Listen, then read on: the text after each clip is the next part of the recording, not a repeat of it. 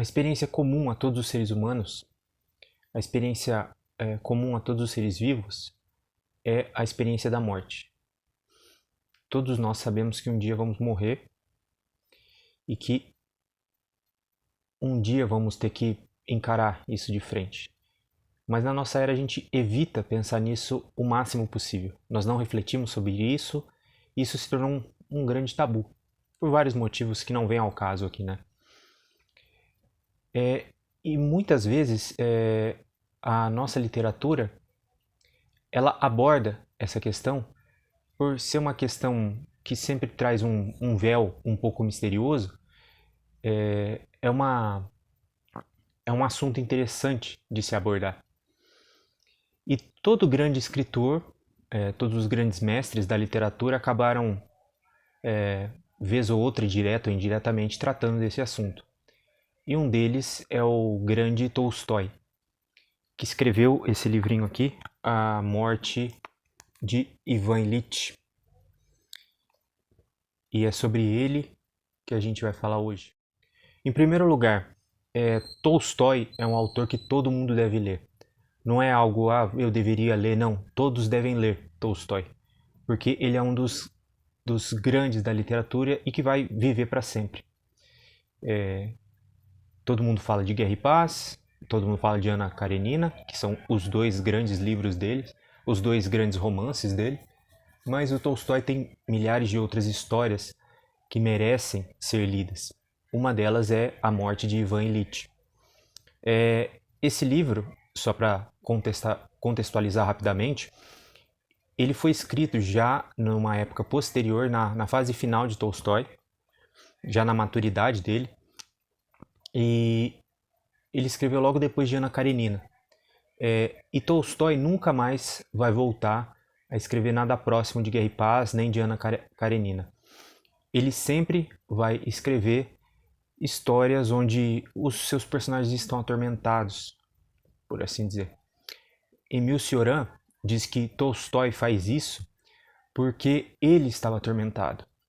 Ele sofreu algumas grandes desilusões, ficou doente, quase morreu. Então essa experiência da tormenta e do medo da morte e também a desilusão da vida e com as relações interpessoais, né, acabou deixando grandes tormentas na alma do escritor e ele acabou atormentando seus personagens com isso. Então os personagens que vieram depois de Ana Karenina são todos personagens atormentados, ou com medo da morte, ou com essas questões interpessoais mal resolvidas, enfim. Com Ivan Ilitch é a questão da morte que o atormentou. E resumindo o livro, e desculpe aqui se eu der algum spoiler, mas se você está vendo vídeos sobre livro, é melhor você parar o vídeo, ler inteiro e depois voltar. Porque às vezes é muito difícil falar sobre a história sem se remeter à história, né, propriamente dita. Então, A Morte de Ivan Ilitch conta a história desse juiz de instrução, um juiz de, vamos dizer assim, a classe social dele era da classe média baixa, a classe média ali, tinha alguns problemas financeiros, mas a sua vida era uma vida pacata, uma vida que estava ali na média, não tinha grandes dissabores, também não tinha grandes aventuras, era uma vida tranquila, era um homem casado, com um filho, uma filha, ele perdeu 2 filhos, nesse meio do caminho, morreram duas crianças, e a história começa já com a morte dele, contando toda aquela cena trágica do velório dele e tudo mais. E a partir do capítulo 2 é que começa a contar a trajetória, né? A trajetória dele, que tudo que aconteceu até ele vir a morrer, né? E a gente vai observando que Ivan Ilitch era aquele cara da média, aquele cara que tinha suas relações sociais, tinha suas dificuldades, também tinha suas suas qualidades, né? Enquanto marido, tentava não deixar faltar nada, apesar de algumas vezes ter dificuldade de dinheiro. Mas o que impressiona é que parece que Ivan Ilitch foi meio que como se ele não tivesse nunca planejado a vida dele. Ele sempre foi indo, foi seguindo o fluxo, por assim dizer. E era como se ele tivesse anestesiado, socialmente falando. E ele só acorda para essa situação dele quando ele descobre uma doença. Uma doença que nenhum médico sabe direito o que é. Alguns dizem que é uma coisa, outros dizem que é outra, mas o fato é que ele sente uma dor do lado esquerdo do corpo, próximo do rim, coisas do tipo, e isso vai atormentando ele. Vai atormentando. No início ele pensa, isso não é nada, logo vai passar, mas isso nunca passa. Vai permanecendo, permanecendo, e aquele terror da morte, terror de que muito em breve talvez ele iria morrer, começa a cair sobre ele. Isso começa a atormentá-lo fortemente. E aí que ele percebe que as pessoas em geral não estão nem aí para as dores dele, para a doença dele. Ninguém está se importando de verdade. Nem mesmo a família dele se importa de verdade. É como se ele tivesse se tornado um peso, um fardo, porque ele vive reclamando de dores e coisas do tipo. Isso vai naturalmente deixando a família irritada com a situação, né? E é então que Ivan Ilitch finalmente descobre, e isso é a chave para entender essa história, a falsidade das relações humanas, principalmente a falsidade das famílias pequeno-burguesas, famílias burguesas, que vivem de máscaras sociais, vivem de camuflagens, vivem de dizer aquilo que não querem dizer, vivem de falsidades discursivas, e Ivan Ilitch acha tudo aquilo nojento. E ele começa a recapitular a sua vida. Começa a recapitular a sua vida até o momento da doença. E é então que ele percebe que sua vida também foi uma grande falsidade. Foi como se ele tivesse jogado a vida fora, por assim dizer.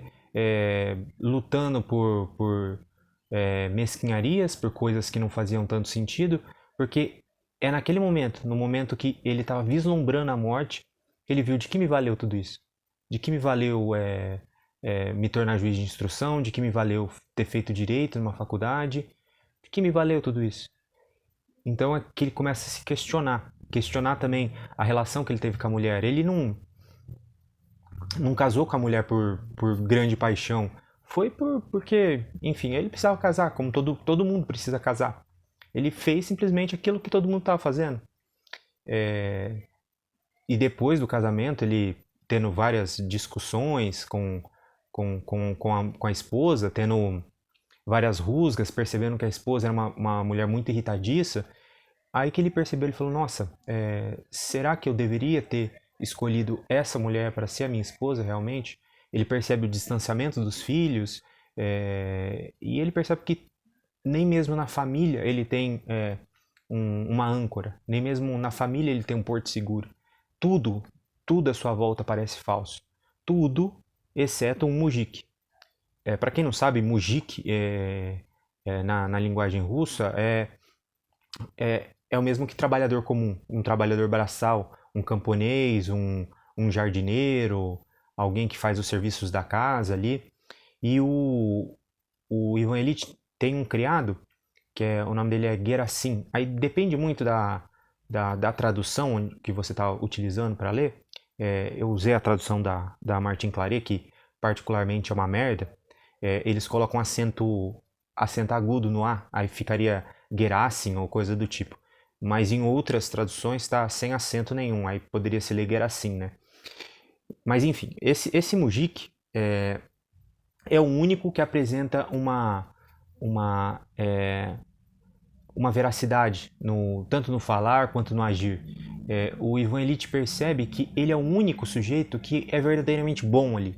É o único sujeito que se preocupa com o Ivan Ilitch, que se preocupa com as dores dele. Ele fica ele chega a ficar sentado ali próximo da cama do Ivan Ilitch para ele poder pôr os pés nos ombros do criado e poder dormir mais confortavelmente. O criado fica a noite toda ali sentado com o seu amo com os pés para cima, né? Para o seu amo ter mais conforto, né? E isso é uma coisa que para o Tolstói é muito importante. O Tolstói tinha uma visão dos mujiks que os mujiks eram os únicos que eram verdadeiros, eram os únicos que não tinham se intoxicado com as máscaras sociais e com a falsidade da pequena e média burguesia. E essa visão dos mujiks aparece em muitas outras histórias do Tolstói. O Tolstói tinha uma visão muito romantizada da população mais baixa, mais baixa não, menos instruída, por assim dizer, dos trabalhadores braçais, que ele acreditava que eles,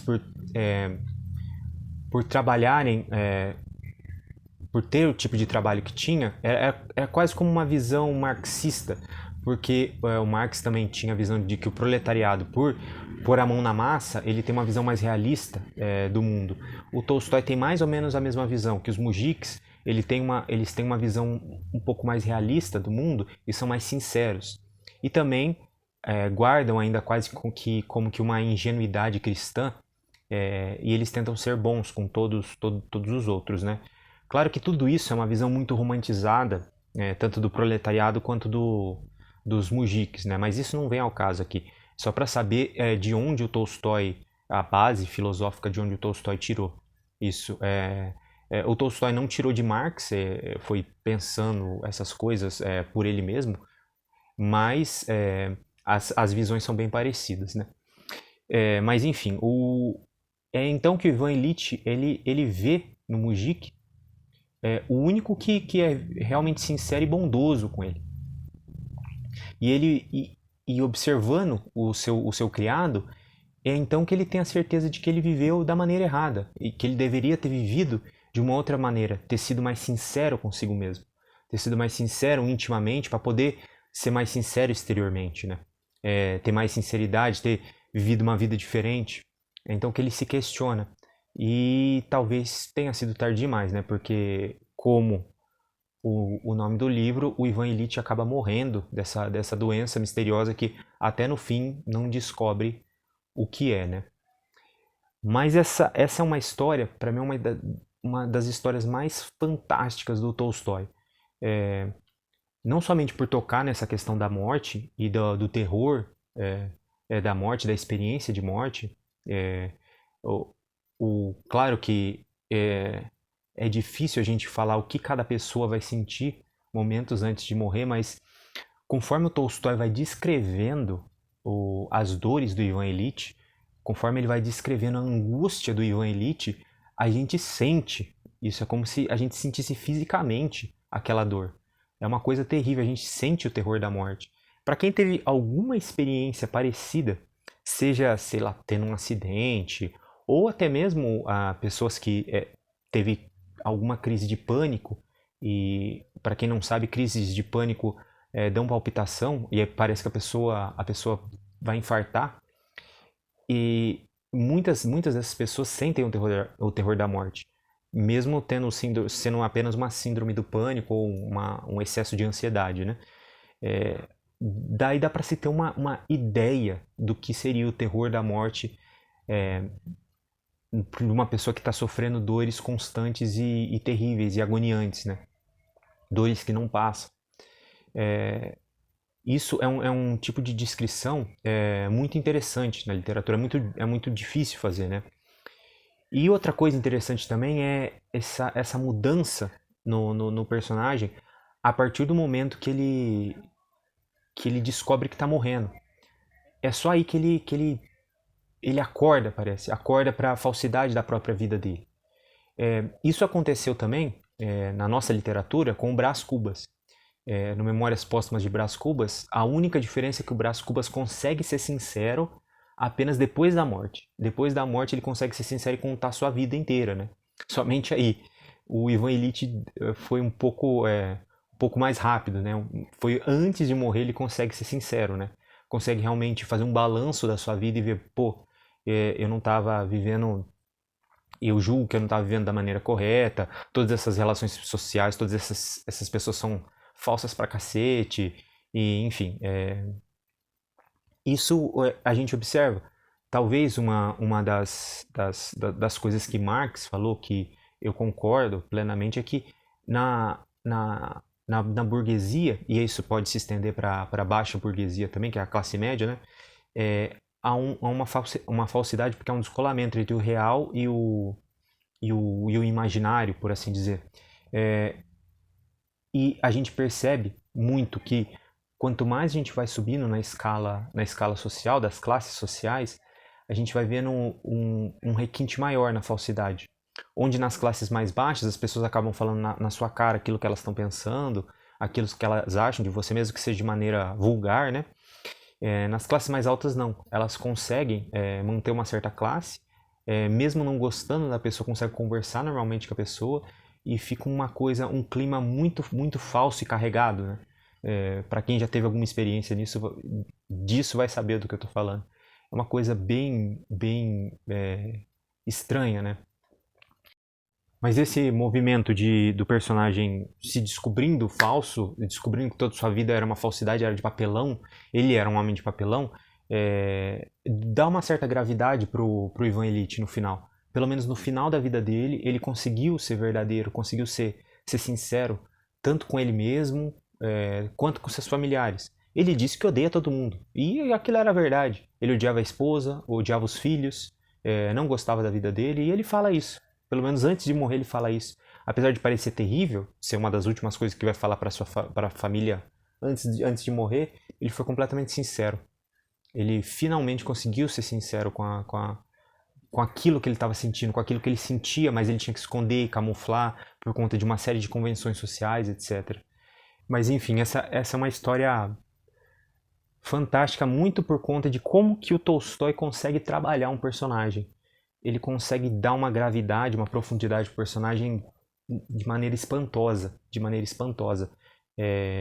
eu gosto muito do Dostoiévski, acho que ele também trabalha muito bem os personagens, obviamente, mas o Tolstói ele dá certo tipo de gravidade e penetra na experiência que a gente consegue sentir o personagem quase como se ele estivesse do nosso lado, falando com a gente. Isso é muito legal. Mas enfim, isso traz uma reflexão pra gente de como a gente deve ser sincero interiormente com aquilo que a gente está sentindo e também procurar o máximo de sinceridade nas relações sociais, né? O que hoje é bem difícil, né? É bem difícil mesmo. Parece que esse vírus da pequena burguesia se espalhou por toda a sociedade, todo mundo precisa fazer uma certa pose e tudo mais, né, nas relações sociais, ter uma certa prudência, não cruzar a linha, enfim, isso é algo terrível, né? Vai deixando todo mundo meio oco, né? Todos os homens ocos, né? Como diz o T.S. Eliot, né? Mas enfim, essa é a dica de livro. Mais do que dica de livro, é a obrigação de todo ser humano, todo ser vivo deve ler Tolstói. É algo fascinante. E Ivan Ilitch, por ser uma história curta, uma história que traz um peso e uma profundidade muito grande, enfim, todo mundo tem a obrigação de ler esse livro, tá?